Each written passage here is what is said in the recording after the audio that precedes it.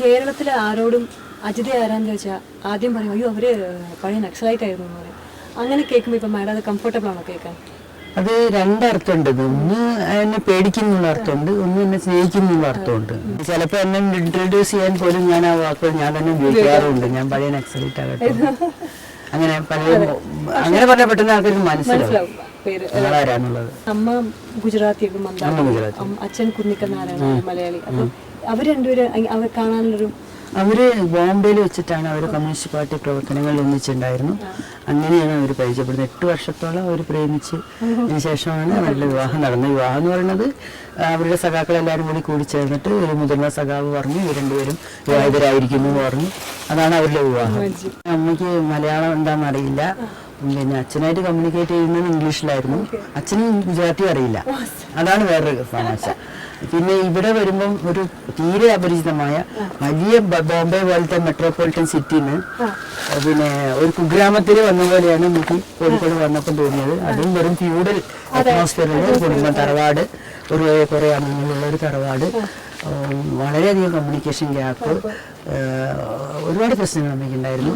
പക്ഷെ അത് അമ്മ ഒരു പരിധി വരെ പരിഹരിച്ചത് അച്ഛൻ ഇവിടെ വരുമ്പോൾ തന്നെ കോഴിക്കോടുള്ള ഗുജറാത്തി കമ്മ്യൂണിറ്റി ഒരു സ്കൂളുണ്ട് ഇവിടെ, ഗുജറാത്തി സ്കൂള്. ആ സ്കൂളിൽ അമ്മയ്ക്ക് ഒരു അധ്യാപക ജോലി ശരിപ്പെടുത്തിയിരുന്നു. അവിടുന്ന് ബോംബെയിൽ നിന്ന് ശരിയാക്കിയിട്ടാണ് അച്ഛൻ വന്നത്. കാരണം അച്ഛനെ അറിയാം ഇങ്ങനെ കൾച്ചറൽ പ്രോബ്ലം ഉണ്ടാവും.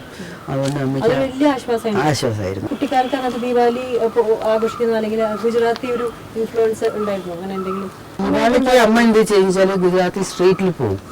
എന്നിട്ട് പിന്നെ ദീപാവലിന്റെ പിറ്റേ ദിവസം അവരുടെ നവവത്സര ദിനമുണ്ട് തോന്നുന്നുണ്ട്. അങ്ങനെ എല്ലാ വീട്ടിലും പോയി എന്നെയും കൊണ്ടുപോയി സാൽ മുബാരക് എന്നൊക്കെ പറയും. അപ്പോൾ അവിടുന്ന് നല്ല സ്വീറ്റ്സ് ഒക്കെ കൊടുക്കും. അങ്ങനെ അമ്മ ഗുജറാത്തി കമ്മ്യൂണിറ്റിയായിട്ട് നല്ല ബന്ധം പുലർത്തിയിരുന്നു അമ്മ.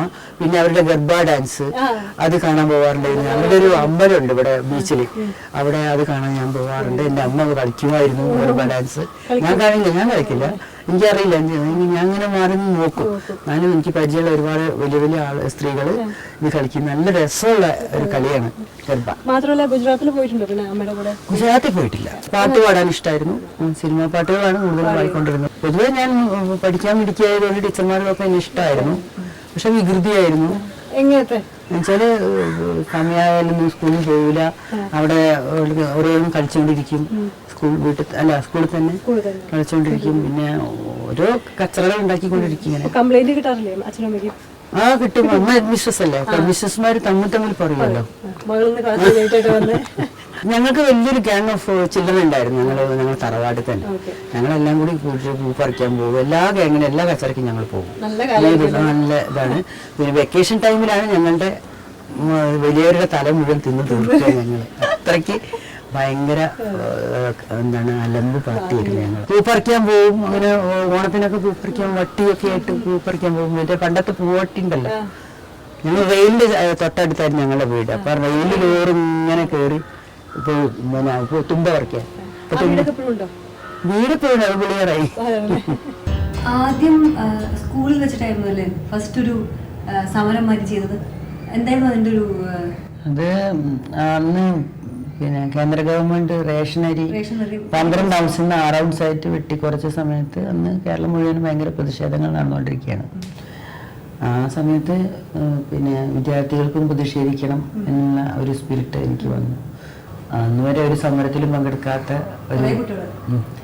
പങ്കെടുക്കാത്ത കുട്ടികളല്ല, ആ സ്കൂളിൽ അങ്ങനെ ചരിത്രമില്ല. ഞങ്ങൾ കളക്ടറെ അടുത്ത് പോയി, വിച്ച് ലീഡേഴ്സ്, ഞാനും പോയിരുന്നു. എനിക്കൊന്നും മനസ്സിലായില്ല. കുട്ടികൾ എന്തൊക്കെയോ പറഞ്ഞു. കാരണം ഞാൻ ഫസ്റ്റ് ടൈം അല്ല, എനിക്കൊന്നും അറിയില്ല. അവരെന്തൊരു മെമ്മറാണ്ടം കൊടുത്തു, അയാൾ വാങ്ങി വെച്ചു. ഞങ്ങൾ പിരിഞ്ഞു പോയി. പിറ്റേ ദിവസം സ്കൂളിൽ ചെന്നപ്പോഴാണ് അവർ പിന്നെ എല്ലാവരും ഒന്ന് വിചാരണ ചെയ്യാൻ വേണ്ടിയിട്ട് ടീച്ചർ വിളിച്ചു. ഫസ്റ്റിൽ എന്നെ വിളിച്ചിട്ട് ചോദിച്ചു, അജിതയുടെ വീട്ടിൽ നിന്ന് കഞ്ഞി വെച്ചില്ലേന്ന് ചോദിച്ചു. അങ്ങനെ തുടങ്ങിയത്. അപ്പം ഞാൻ പറഞ്ഞു ഇല്ല ടീച്ചർ. അങ്ങനെ പറഞ്ഞപ്പോഴേ ടീച്ചർക്ക് ചൂടായിട്ട് പിന്നെ തെറി വിളിക്കാൻ തുടങ്ങിയത്. പിന്നെ പറഞ്ഞു എല്ലാ കുട്ടികളും അവരവരുടെ പാരൻസിൻ്റെ അടുത്തു നിന്ന് മാപ്പപേക്ഷ എഴുതി കൊണ്ടുവരണം, എന്നാൽ മാത്രമേ ക്ലാസ് കയറ്റുള്ളൂ എന്ന് പറഞ്ഞിട്ട് അന്നത് വിട്ടു. വീട്ടിൽ വന്ന് അച്ഛനോട് സംഗതി പറഞ്ഞു. അപ്പോൾ അച്ഛൻ പറഞ്ഞു നമുക്കൊരു വഴിയുണ്ടെന്ന് പറഞ്ഞിട്ട് അച്ഛൻ ഒരു കത്തെഴുത്തു. അച്ഛൻ നിങ്ങൾ കാരണമായിട്ട് എൻ്റെ മകളെ ചീത്ത പറഞ്ഞു എന്ന് ഞാൻ കേട്ടു. എന്തായാലും അങ്ങനെ എന്തൊക്കെയോ വളരെ സ്ട്രോങ് ആയിട്ടുള്ള വേർഡ്സ് ഞാൻ എന്തിനും മുഴുവൻ വായിച്ചിട്ടില്ല. പിറ്റേ ദിവസം രാവിലെ ഞാനത് കൊണ്ടുകൊടുത്തു. കൊണ്ടെടുത്ത് അത് തുറന്ന് വായിച്ചപ്പോഴേക്ക് ടീച്ചർ ആകെ വിയർത്ത് പെയിലായി. കുറച്ച് നേരം ഇങ്ങനെ ചെയ്തിട്ട് പോയിക്കൊണ്ട് ക്ലാസ്സിലൊന്നും പിന്നെ ബാക്കി കുട്ടികളുടെ എല്ലാവരും പോയിക്കോളാം. പിന്നെ ടീച്ചർ കത്ത് ചോദിച്ചിട്ടില്ല. സ്കൂളിൽ നിന്ന് കോളേജിലേക്ക് പോയിട്ടുള്ള ആ ഒരു ലൈഫ് 2 കൊല്ലം കോളേജിൽ പിന്നെ പ്രോവിഡൻസ് വിമൻസ് കോളേജിലായിരുന്നു പഠിച്ചിരുന്നത്. പ്രത്യേകിച്ച് ആക്ടിവിറ്റീസ് ഒന്നും ഇല്ല. കോളേജ് 2ാം കൊല്ലം ഞാൻ 15 ദിവസമേ പോയിട്ടുള്ളൂ. അതോട് കൂടിയിട്ട് ഞാൻ തീരുമാനിക്കുകയാണ് അച്ഛൻ്റെ കൂടെ പ്രവർത്തനത്തിന് ഇറങ്ങാൻ വേണ്ടിയിട്ട് ഫുൾ ടൈമായിട്ട്. പിന്നെ ഈ പുൽപ്പള്ളി സംഭവം അതാണ് ഞാൻ ചോദിക്കാൻ ചോദിച്ചത്. അന്ന് അതൊരു മാഡം ഒരു സ്ത്രീ ഉണ്ടായിരുന്നു. ആ പുൽപ്പള്ളി ആക്ഷൻ ഞാൻ മാത്രമേ ഉണ്ടായിരുന്നുള്ളൂ സ്ത്രീയായിട്ട്. തലശ്ശേരി പോലീസ് സ്റ്റേഷൻ ആക്രമണം കഴിഞ്ഞെന്ന് അറിഞ്ഞാൽ പുൽപ്പള്ളി പിറ്റേ ദിവസം പുൽപ്പള്ളി ആക്ഷൻ ചെയ്യാമെന്നാണ് പ്ലാനിങ് ഉണ്ടായിരുന്നത്. ആക്രമണം പരാജയപ്പെട്ടു അല്ലെങ്കിൽ ആളുകൾ ഓടിപ്പോയി എന്നുള്ള അറിയുന്നില്ല. അപ്പൊ ഞങ്ങൾ വിചാരിക്കുന്നത് ഈ ആൾക്കാരൊക്കെ തിരുനെല്ലിക്കാട്ടിലേക്ക് വരാൻ പോവുകയാണെന്നുള്ളതാണ്. തിരുനെല്ലിക്കാട്ടിൽ വന്ന് ഞങ്ങളോടൊപ്പം ചേർന്നിട്ട് അവിടെ സായുധ വിപ്ലവത്തിന്റെ ഒരു സെന്റർ സ്ഥാപിക്കാനാണ് ഉദ്ദേശം. അപ്പോൾ അവരിങ്ങോട്ട് വരുന്നുണ്ടെന്നുള്ള ധാരണ തന്നെ പിന്നെ ഞങ്ങൾ ആക്ഷനായിട്ട് മുന്നോട്ട് പോകുന്നത്. പുൽപ്പള്ളി പോലീസ് സ്റ്റേഷൻ അല്ല, വയർലെസ് സ്റ്റേഷൻ. അപ്പൊ അവിടുത്തെ ഒരു SI വളരെ ജനദ്രോഹപരമായിട്ടുള്ള ഒരുപാട് പിന്നെ ആക്രമണങ്ങൾ നടത്തുന്നുണ്ടായിരുന്നു സ്ഥിരം. പിന്നെ അവിടുത്തെ കൃഷിക്കാർക്ക് പട്ടയം കിട്ടാത്തതിന്റെ പ്രശ്നം ഉണ്ടായിരുന്നു. അത് ഞാനല്ല, അതാ ഞാൻ പറഞ്ഞത്. ഞങ്ങളുടെ കൂടെ പിന്നെ ഗോപാലൻ എന്ന് പറഞ്ഞൊരു സഖാവ് ഉണ്ടായിരുന്നു. അവിടേക്ക് പോവുകയാണ്. അപ്പോഴാണ് ഇയാള് കൈ കുത്തി വീണുപോയി. അപ്പൊ അയാളുടെ കയ്യിൽ ബോംബുണ്ടായിരുന്നു. ഈ ബോംബ് എന്ന് പറയുന്ന സാധനം ഇപ്പൊ കേൾക്കുന്ന ബോംബൊന്നുമല്ല, വളരെ പ്രാകൃതമായിട്ടുള്ള ഈ പന്നിയൊക്കെ എറിഞ്ഞ് പൊട്ടിക്കുന്ന ഒരു സാധനം, തോട്ടാന്ന് പറയും, അതാണ്. ആ സാധനം ഇയാളെ കയ്യിലുണ്ടായിരുന്നു. അത് എറിഞ്ഞാൽ പൊട്ടുന്ന സാധനം. അപ്പൊ കൈ കുത്തിയപ്പോഴേക്കും ഇത് പൊട്ടിപ്പോയി.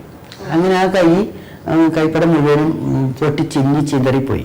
എന്നിട്ട് 2 ഇറച്ചി കഷ്ണം മാത്രം തൂങ്ങി നിൽക്കുന്നു. അങ്ങനെ ചോരയിൽ കുടിച്ചിട്ട് വർഗീസ് നിങ്ങളെല്ലാം കൂടി തീരുമാനിച്ച് പിന്നെ ഇവരെ ഹോസ്പിറ്റലിലാക്കണം. അപ്പൊ കുറച്ച് പൈസയും കൊടുത്ത് 2 സഖാക്കളെയും കൂട്ടി ഇയാളെ വിടുകയായിരുന്നു. പിറ്റേ ദിവസം തന്നെ ഇയാളെ പിടിക്കപ്പെടുക ചെയ്യുന്നു. പോലീസ് പിടിച്ച ഉടനെ ഇയാളുടെ ഈ കൈ ഷൂസ് ഇട്ട് ചവിട്ടിയിട്ട് അതൊന്നും വരുന്ന ചോരയിൽ ഈ കൈ മുക്കിച്ചിട്ട് ഈ കൈ പതിപ്പിക്കുകയാണ് ചെയ്തത്. ചുമരുമ്പിൽ, പോലീസ് സ്റ്റേഷനിൽ ചുമരുമ്പിലൊക്കെ പതിപ്പിക്കുകയാണ് ചെയ്തത്. അതാണ് പിന്നെ അജിതയുടെ കയ്യിൽ നിന്ന് പറഞ്ഞിട്ട് അപ്പോൾ ഒരു ബ്രാൻഡിലായിപ്പോയി ഞാൻ. ആ രീതിയിൽ അജിത എന്ന് പറഞ്ഞ ആൾക്കാർക്ക് ഓർമ്മ വരുന്ന ആ കൈപ്പത്തിയാണ്. അത് കഴിഞ്ഞ് പിന്നെ കുറെ ഓരോ സാധനം വാങ്ങാന്നൊക്കെ പറഞ്ഞ് ഓരോരുത്തർ പോകും. പിന്നെ തിരിച്ചു വരാണ്ടായി. അങ്ങനെ 50 പേര് 60 പേര് ഇറങ്ങുന്ന ഗ്രൂപ്പ് അവസാനം 15 പേര് മാത്രമായി. ഞങ്ങൾ അടയ്ക്കാത്തോട് എന്ന് പറഞ്ഞ ഗ്രാമത്തിലേക്ക് ഒരു ദിവസം ചെങ്കുത്തായിട്ടുള്ള ഒരു മല ഇറങ്ങി വരിക. അപ്പോൾ ഇതൊക്കെ ഞാൻ വല്ലാതെ ടയേർഡായിട്ടുണ്ട്. കാലൊക്കെ പൊട്ടി പഴുത്ത് നാശമായി നീര് വന്ന് അട്ട കടിച്ചെല്ലാം കൂടി. ആ ഗ്രാമത്തിലെത്തിയപ്പം ഞങ്ങൾ കുറച്ച് പേര് പിന്നെ ബസ് എപ്പോഴാണ് വരാൻ ചോദിച്ചു. അപ്പോൾ ആ ഗ്രാമത്തിൽ അന്ന് വരെ ബസ് വരാത്ത ഗ്രാമമാണ്. അപ്പോൾ തലേ ദിവസം മലയാള മനോരമയില് ഞങ്ങൾ കേന്ദ്ര കമ്മിറ്റിക്കെതിരായിട്ട് നടത്തിയൊരു പ്രകടനം, ഞാനും ഫിലിപ്പൻ പ്രസാദും ഒക്കെ അടങ്ങിയൊരു പ്രകടനം, അതിന്റെ ഫോട്ടോ കൊടുത്തിരുന്നു. ഒന്ന് ഈ ഫോട്ടോ കണ്ടപ്പോൾ ഞങ്ങൾ ഇല്ലാന്ന് നമുക്ക് മനസ്സിലായി. അങ്ങനെ അവിടെ പള്ളിമണി അടിച്ച് പള്ളിക്കാർ ആളെ കൂട്ടി. അപ്പൊ അവരുടെ ഇടയിൽ പ്രചരിപ്പിച്ചിരുന്നത് കൊള്ളക്കാരാണ്, നിങ്ങളൊക്കെ കൊള്ളയടിക്കും, നിങ്ങളൊക്കെ കൊല്ലും എന്നൊക്കെ പറഞ്ഞിട്ടാണ് പ്രചരിപ്പിച്ചിരുന്നത്. അപ്പൊ അങ്ങനെ ആളുകൾ കൂടി നാട്ടുകാർ ഞങ്ങളെ പിടിച്ചു കൊടുത്തു ശരിക്കും പോലീസിൽ. പക്ഷെ 50 കുറേ വർഷങ്ങൾക്ക് ശേഷം കഴിഞ്ഞതല്ല 5 മിനിറ്റ് പോലെ അടയ്ക്കാത്തോട് ഗ്രാമം മൊത്തത്തിൽ എന്നോട് മാപ്പ് പറഞ്ഞു. നിങ്ങളന്ന് പിടിച്ചെടുത്തേ, നിങ്ങളെ പറ്റി തെറ്റിദ്ധാരണ ഉണ്ടായിട്ട് പിടിച്ചെടുത്താൽ ഞങ്ങളെ പത്രമൊക്കെ വായിച്ച് ഞങ്ങൾ ടെൻഷനായിട്ട് ഞങ്ങൾ വിചാരിച്ചു നിങ്ങൾ ഞങ്ങളെ അറ്റാക്ക് ചെയ്യാൻ വരികയാണെന്ന്. പക്ഷെ ഞങ്ങൾക്ക് വേണ്ടിയിട്ടാണ് നിങ്ങൾ ഈ സമരം ചെയ്തതെന്നുള്ളത് പിന്നെയാണ് എനിക്ക് മനസ്സിലാവുന്നത്. അതുകൊണ്ട് മാപ്പ് എന്ന് പറഞ്ഞിട്ട് എനിക്ക് ഭയങ്കര സ്വീകരണമൊക്കെ തരികയും പരസ്യമായിട്ട് മാപ്പ് പറയുകയും. അല്ല, കുട്ടിയല്ല. ഞാൻ ചെറുപ്പം മുതലേ അങ്ങനെ ഒരു പിന്നെ ദൈവവിശ്വാസിയല്ല. എൻ്റെ അച്ഛനും അമ്മയും ദൈവവിശ്വാസികളായിരുന്നില്ല. വീട്ടിൽ മറ്റുള്ളവർക്കൊക്കെ ഉണ്ടായിരുന്നു. ഞാൻ പറയുന്നത് ഈശ്വരനെ വിശ്വസിക്കുന്നതിനേക്കാളും നമ്മൾ ഏറ്റവും കൂടുതൽ സമൂഹത്തിന് വേണ്ടി നന്മ ചെയ്യുന്നതാണ് ഏറ്റവും നമ്മുടെ ശക്തി എന്ന് പറയുന്നത്. പക്ഷെ ഞങ്ങൾ ഇപ്പം റംസാന് ബക്രീദിനൊക്കെ എൻ്റെ ഹസ്ബൻഡ് വീട്ടിൽ പോയിട്ട് അതിൽ പങ്കുചേരും. പിന്നെ ഓണം ഇവിടെ കൂടും. ഓണത്തിന് കൂടുന്നത് കാക്കരപ്പനും വെക്കൊന്നുമില്ല, നിലവിളക്ക് വെക്കും, അങ്ങനത്തെ ഒന്നുമില്ല. പക്ഷെ കൂടും. അതുപോലെ വിഷുവിന് വേണമെങ്കിൽ 2 പടകം പൊട്ടിക്കും, അതൊക്കെ ചെയ്യും. ഇപ്പൊ എൻ്റെ അമ്മ മരിച്ചപ്പോൾ തന്നെ ഞാൻ ഒരു ചടങ്ങ് നടത്തിയിട്ടില്ല. ഞാൻ പറഞ്ഞു ഒന്നും വേണ്ട, കാരണം അച്ഛനും നടത്തിയിട്ടില്ല.